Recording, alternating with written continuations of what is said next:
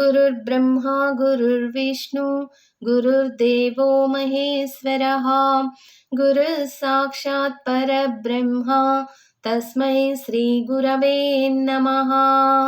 ఓం. ఈ వీడియోలో కాశీక్షేత్ర మహత్యం గురించి వివరంగా తెలుసుకుందాం.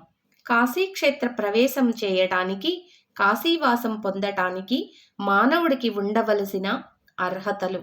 కాశీ కాశీతి కాశీతి త్రివారం యః పఠేన్నరః సోపి దేశాంతరే వాసి కాశీవాస ఫలం లభేత్ అని చెప్పబడి ఉంది. కాశీ కాశీ కాశీ అని మనం ఎక్కడి నుండి అయినా సరే తలుచుకున్నా కూడా కాశీలో ఉన్న ఫలితం వస్తుందని శాస్త్రం చెప్పింది.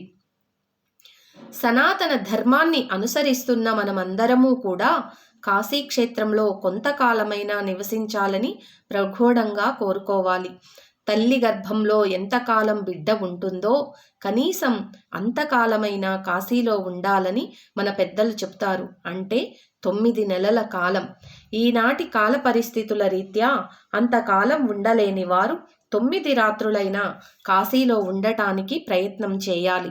ఇంతటి మహాపుణ్యక్షేత్రమైన ఈ కాశీకి వచ్చినప్పుడు ఎలా ప్రవర్తించాలి, చేయవలసిన కర్తవ్యమేమిటి, చేయకూడని పనులు ఏమిటి అని సాక్షాత్తుగా సుబ్రహ్మణ్య స్వామి వారే అగస్త్య మహర్షితో చెబుతున్న ధర్మాలను తెలుసుకునే ప్రయత్నం చేద్దాం. విశ్వేశం మాధవం దుండిం దండపానించ భైరవం వందే కాశీం గుహాం గంగాం భవానిం మణికర్ణికాం. మనం ప్రాతఃసమయం అంటే మనం ప్రతిరోజు నిద్ర లేస్తున్నప్పుడు తప్పకుండా ఈ శ్లోకం చదవాలంట. సుబ్రహ్మణ్యుడు అగస్త్య మహర్షితో చెబుతున్న కాశీక్షేత్ర మహత్యం. ఓ అగస్త్య, క్షేత్రములలోకెల్లా ఉత్తమ క్షేత్రం, మంగళములలోకెల్లా పరమ మంగళం, శ్మశానములలోకెల్లా మహాశ్మశానం, పీఠములలోకెల్లా పరమపీఠం, ధర్మాభిలాషులకు ధర్మరాశిని, అర్ధార్థులకు పరమార్థాన్ని, కామార్థులకు సర్వాభీష్టములను, ముముక్షువులకు మోక్షాన్ని ప్రసాదించునది ఆ విముక్త క్షేత్రమైన వారణాసి క్షేత్రము. మహాసిద్ధిని ప్రసాదింపచేయని అనుమాత్ర స్థలమైన కాశీయందు లేనే లేదు. ఈ లోకంలో పవిత్రము చేయు అనేక తీర్థములు ఉన్నా కూడా అవి అన్నియు కాశీలోని ధూళికణముతో సమానము కావు. భూమియందు మోక్షక్షేత్రములు ఎన్నియో ఉన్నవి. అవిముక్త కాశీక్షేత్రంలో కోట్యంశ పుణ్యలేశము కూడా వాటికి లేదు కదా.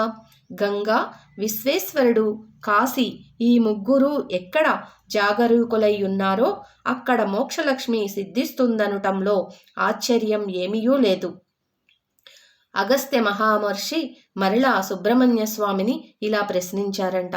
ఓ స్కంద, గంగా, విశ్వేశ్వరుడు, కాశీ అనే ఈ త్రైని చంచలమైన బుద్ధి కలిగిన మానవులు విశేషించి ఈ కలియుగమున ఎలా పొందగలరు? జపములు, తపములు, దానములు, వ్రతములు ఏవైనా ఉన్నవా? ఇవేవీ చేయకుండానే, ఇంతటి కష్టపడకుండానే ఈ త్రైములను పొందటానికి తగిన ఉపాయం ఏమైనా ఉన్నదా అంటే కాశీక్షేత్రంలో కాలు మోపాలంటే కొన్ని కోట్ల కోట్ల జన్మల పుణ్యరాశి ఉండాలంట. ఓం నమః శివాయ, ఓం నమః శివాయ, ఓం నమః శివాయ, ఓం శ్రీ విశ్వేశ్వరాయ నమః. ఓం తత్సత్. ఓం శ్రీమాత్రే నమః.